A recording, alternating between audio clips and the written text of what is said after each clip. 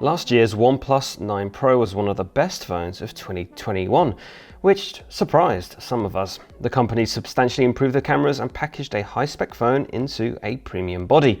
Now, after several other OnePlus phones offered lower prices with lesser spec sheets, the company is focusing on the OnePlus 10 Pro. Yes, there's no vanilla OnePlus 10 this time around, and in fact this phone has long been available in China already. In fact, the company has been teasing this device since, well, January. With a 6.7-inch 120Hz AMOLED display, Snapdragon's latest processor, a bigger battery, and a gorgeous new green color, was it worth the wait?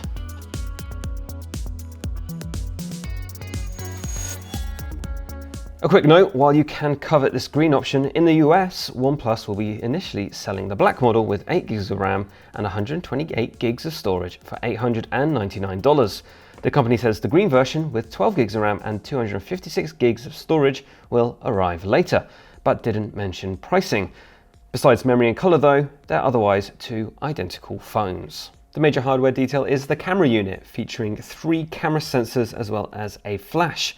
As you can see here, it's all surrounded by metal which bleeds over into the edge of the frame. It's a little design touch, but I'm glad that this phone is looking at least a little bit more different than the existing OnePlus phones and its Oppo siblings and all the other phones that have just decided to go with this rectangle of camera sensors. There's also a translucent, transparent kind of finish that reminds me of the back of the iPhone 13 Pro. The OnePlus logo seems to be etched into this. I thought it was a sticker. There's still some Hasselblad branding written along the side of the camera unit, but it's thankfully a little subtler than previous designs. For those die-hard fans, don't worry, OnePlus's alert slider is still here yet again. It's located above the power button and switches between silent, vibrate and full volume modes, each of which can be manually tweaked to your personal preference. There's a USB-C port supporting 80-watt Super VOOC charging, we'll talk about that a bit more later, and stereo speaker grills along the bottom edge, and a volume rocker, as usual, on the left side.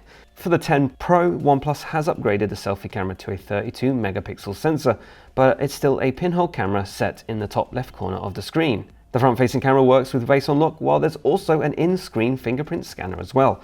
Both seemed faster to me than OnePlus's last phone, and the fingerprint sensor has been shifted higher up the phone screen, making it easier to access too. So while the OnePlus 10 Pro looks plenty different to last year's 9 Pro, there's an awful lot of specification overlap. The 10 Pro's 6.7-inch screen is the same size and resolution as the company's last flagship phone, which also had adaptive refresh rates up to 120Hz. This year's phone does have an upgraded LTPO display, however, which OnePlus says is better optimized for dynamic changes in refresh rates. You'd be hard-pressed to notice any discernible difference, however, between the 10 Pro and the 9 Pro screens. Both are crisp, bright and colorful. While more and more phones are now adopting this adaptive refresh rate tech in their screens, I believe OnePlus does it better than most. Its screens often scale down to 1 Hz refresh rates, which means there's more power saved on screen content that doesn't require higher refresh rates, and that will lead to better battery savings. According to OnePlus, this upgraded screen should translate to 1.5 extra hours of battery life compared to last year's 9 Pro. Comparisons with last year's OnePlus flagship come up again when it comes to the cameras. The company proclaims this is its 2nd generation Hasselblad camera, and that means further advances in its 1 billion color solution, which is a feature that still struggles to sell itself, and even more improvements to the Hasselblad Pro mode built into the camera app itself. But glancing at the spec sheet, even if the camera array itself looks notably different, the OnePlus 10 Pro has very similar camera sensors. In fact, it even has 1 less sensor than last year's OnePlus 9 Pro. Yes, we've lost the monochrome sensor, which really isn't a big deal. It was a low 2-megapixel sensor that I didn't really miss at all. Otherwise, a lot of the numbers match. There's a Sony-made 48-megapixel primary sensor, a 50-megapixel ultra-wide lens, this time capturing across 150-degree views and made by Samsung, and yet another middling 8-megapixel telephoto camera that tops out at 3.3 times optical zoom. The primary sensor captures detailed images, especially when you're in well-lit surroundings. OnePlus has further refined the sensor to improve dynamic range and noise reduction in images, and you'll still get the best shots from the pixel binned 12 megapixel mode. If you do want to capture all the detail you possibly could, however, there's a high-res shooting mode that's easily accessible on most modes of the camera app. The new ultra-wide camera gets a few tricks too, including a new fisheye capture mode that's a bit of a gimmick, but it's also kind of fun too. You can switch between mild and strong fisheye effects, and while I'm not going to win any photography awards for the results, they're clean and it's a fun addition. Yet again, the telephoto camera remains the weakest part of the OnePlus camera proposition. Shots, given the 8 megapixel resolution, seem blurry and low on detail. Sometimes my photos just lacked colour and vitality. And that's a shame because I like to use the telephoto cameras on phones a lot. I like the compositional freedom it offers me when I'm shooting shots out in the wild. And yeah, I just said compositional freedom. What's wrong with me? Testing OnePlus's flagship against the likes of the iPhone 13 Pro and the Pixel 6 Pro, the 10 Pro was able to hold its own, but it definitely wasn't the best camera phone there. To be honest, a lot of the results looked pretty similar to what we found on the 9 Pro last year. The OnePlus 10 Pro occasionally struggled with scenes with high dynamic range when there were areas of both high and low lighting. Take a look at this scene, mixing in the high detail of the plant in the foreground, an open fire, and a bright neon sign in the back. The OnePlus 10 Pro couldn't quite tame the aggressive lighting, blowing out the neon sign a little too much. The iPhone captured the scene in slightly warmer tones, while the Pixel was slightly cooler. When I compared the photos, however, it was the OnePlus 10 Pro, even if it lacked the detail and dynamic range, that had correctly nailed the colours of the scene. So perhaps that Hasselblad partnership is working, but then again, which would you choose? Slightly more accurate colours or a higher dynamic range? I'd probably go for the latter. I took a closer look at photos from both the 10 Pro and the 9 Pro, and many were indistinguishable from each other. However, the 10 Pro did edge last year's phone when it came to night photography, whether that was due to computational improvements with a faster chip or OnePlus's own internal calibrations and tweaks. Having said that, OnePlus's night photography and the AI assistant is a little too heavy-handed, adding a little bit too much brightness, I didn't think that would be a complaint, to low light scenes. It all comes out a little bit too unrealistic.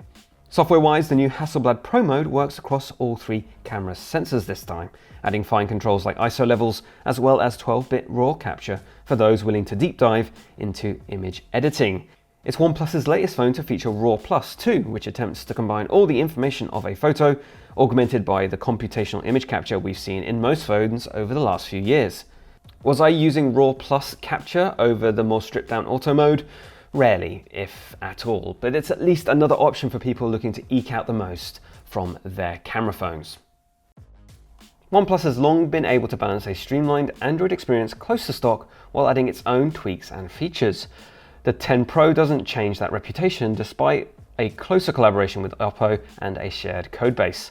In fact, apparently one of the reasons that the 10 Pro took so long to arrive after its debut in China was that more time was needed to tweak the software, OnePlus's Oxygen OS version 12, for reasons beyond China. Now this is something I often like about OnePlus phones, but I appreciate the ability to easily switch off OS additions that I don't need. The OnePlus Shelf is a pop-up menu that can be pulled down from the top right corner of the phone, made up of adjustable tiles like, you know, those widgets you've been able to add to your home screen on Android for about a decade. I don't need it, and I get frustrated when it would pop up instead of the standard Android drop-down menu. Thankfully, I can just tap the settings cog inside the shelf and turn the feature off entirely. One feature I won't be turning off is a new AI adaptive brightness feature. The 10 Pro can actually learn your preferences when it comes to screen brightness, and the phone will actually adjust those brightness levels before you have to. Now, artificial features inside smartphones are nothing new, but they're often hard to notice in day-to-day use. Think battery optimizations that are meant to adapt how you use your phone and reduce power consumption. There are also a few gaming improvements to make the most of the new Snapdragon 8 Gen 1 chip. The HyperBoost game engine, courtesy of Oppo, tries to stabilize frame rates during gaming sessions, while also increasing the responsiveness of the touchscreen through a new feature called OSync. Both suffer though from an issue of behind-the-scenes AI optimizations. It's hard to discern when they're kicking in, if at all. And of course, these features aren't really meant for streaming services like Xbox Cloud or even Stadia. These are for mobile games built into the phone, running off the phone. The 10 Pro was otherwise not fazed by anything I threw at it, which has been true for most phones we've seen powered by Qualcomm's Snapdragon 8 Gen 1. While playing a video on repeat, the bigger 5000 mAh battery took over 14 hours to run down. which isn't great compared to roughly 17 hours of rundown time we got from Samsung's Galaxy S22 Plus. A further benefit from Oppo's R&D budget, the OnePlus 10 Pro supports 80 watts Super VOOC charging. Yes, sure, fast charging isn't anything new for OnePlus, but damn, this is genuinely fast. With the appropriate charger, don't worry, one comes in the box, the 10 Pro can be fully charged in a mere 32 minutes. If you want even faster charging, OnePlus says its new supercharging tech can take the phone's battery from 0 to 61% in a mere 15 minutes, and my real-life tests are pretty much align on those numbers as well. It's incredibly impressive, and finally, it's a feature you won't see in last year's 9 Pro, but will be getting with this year's flagship. OnePlus was on a roll. Last year it proved it could deliver a high-end flagship experience that could go toe-to-toe with the best of iPhone and the best of the Galaxy S family.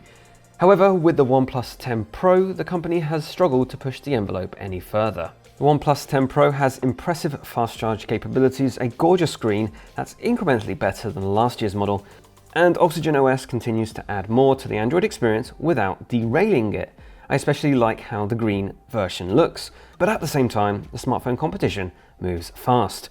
OnePlus might have nailed its phone camera last year, but it's not at the same level of the best camera phones so far in 2022. Its computational photography seems overtly aggressive, and the telephoto camera again disappoints. When the Pixel 6 Pro also costs the same $899, it's hard to recommend the OnePlus 10 Pro, especially to die-hard OnePlus fans looking to upgrade from their 9 Pro. There just really isn't much difference between those two phones. Don't forget to check out our full review over at Engadget.com, and like and subscribe if you want to check out all the very latest phone reviews, camera reviews, laptop reviews, and everything else we handle here at Engadget. Thanks for watching, and I'll see you soon.